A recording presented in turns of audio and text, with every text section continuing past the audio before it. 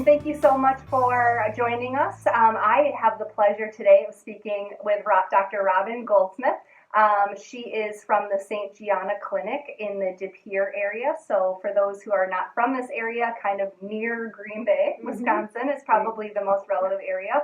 And we are here to talk with Dr. Robin about just some questions about the clinic and about her experiences. So without further ado, we'll just jump right in. All right, thank you. Yeah, so what can you tell me about the history of St. Gianna? So St. Gianna Clinic was actually founded exactly 6 years ago tomorrow, which is June 29th, or June 28th, excuse me, and it was a clinic founded to serve all people of all walks of life, the very rich, the very poor, all faith, no faith, but to treat every person as a gift from God, because we know that every life is precious and truly a gift. And so that is what formed our basis for starting this clinic. And we have been very blessed throughout the years to be able to do exactly that, to serve from pregnancy to the very end of life, every person that walks through the doors. So it's been a great blessing. What services does your center currently provide? So St. Gianna Clinic is what's considered a comprehensive primary care clinic. So we have family practice, which serves, from birth, sometimes even pregnancy, until people in their 90s. So we treat everything. Dr. Stillwell here calls it bread and butter medicine. And that means, whether it's high blood pressure, sprained ankle, a broken arm, falling off the monkey bars, very much across the spectrum, we take care of pretty much everybody. And then we also have OBGYN, obstetrics and gynecology, which of course deals with pregnancy and women's health. And we are extremely blessed that we have a subspecialty in women's health and infertility called NAPRO technology. And that NAPRO technology actually stands for natural procreative technology. And it really is, it's an amazing approach to women's health and infertility that really searches for the root of the problem. And by finding out what the cause of that health issue is, we can treat it most effectively, whether it's medically and or surgically, but we also approach not just women's health, but all of our patients with a very holistic approach, body, mind, and soul. And it really, as we talk about healthy eating, healthy living, good sleep habits, what the right foods are, sleep habits, all of that is very important as well to a person's overall health and overall being. And it's really beautiful that we, depending upon our patients' interests and their families' desires, we can wrap in, healing, from God at the core, that faith is at the core of all we do. That's why we exist as a clinic, because we know ultimately we can only be the hand of the ultimate healer, God. And so that's why we feel very blessed to be able to serve people and God in this specific way of healthcare. That's beautiful, thank you. What can a pregnant mother walking into the clinic expect to see, hear, and feel? So I will use some of our patients, actually many of our patients' comments to answer that question. Time and again, pregnant women walk in, actually all of our patients walk in, and they immediately say they've never been in a place like this. They just feel so much joy, such compassion, just so welcomed, and they feel so taken care of, like they really have never felt before, that it really is focused on them and their feelings and their needs and what really is required to receive the best medical care. Oh, that's wonderful. So tell us a little bit about your new building here and some of the changes going on with the St. Gianna Clinic. Sure. So we are located in Pere now. We were in Green Bay, so we're on 1500 Heritage Road. And we really love the location. It's a wonderful clinic with our own rooms, our own waiting room, and we now are independent. So we are blessed to be able now to carry on our mission forward as an independent 501c3 nonprofit clinic. And it just, we were blessed to have the start in the beginning with our affiliated hospital system, but now we can fully move forward, being able to live out every day how we feel called to do God's will in caring for people. And again, we just feel so blessed that we are able to care for everyone that walks through our doors with that kind of joy and compassion and personalized care. Sounds like a great move for you. Mm-hmm. What does your staffing and your volunteer group look like here? Yeah, we have staff that are comprised obviously of our physicians, and then we also, so family practice physicians, OBGYN, and then we have nurses, RNs, certified medical assistants, and a practice manager, and a front desk receptionist.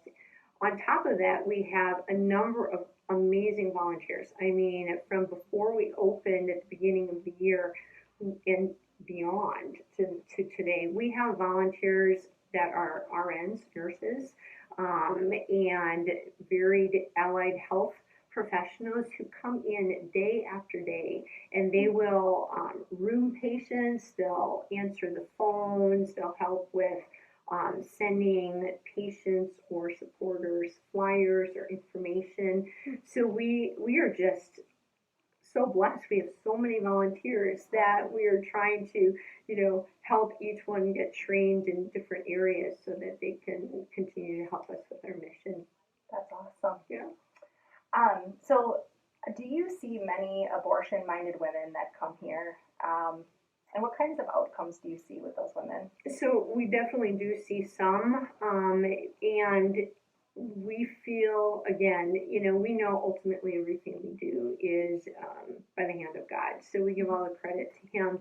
But we have been so blessed that those patients, when they come here and they're abortion minded, that once they feel cared for and that we're going to walk with them every step of the way, not just during the pregnancy, but during the delivery and beyond, it's like all of those fears, that vulnerability it just sort of melts away, and they put their trust in us because we are going to be there. We're going to be present to them through thick and thin, no matter how hard, no matter how easy, and we will support them in that decision to have that little beautiful child and bring it into the world. And then we just love that they come back for their postnatal care, after delivery. And then because we're, this comprehensive primary care clinic, then the babies grow into little children, and then they're seeing our family practice doctors. Yes. So it's a beautiful circle of life. And that was always the vision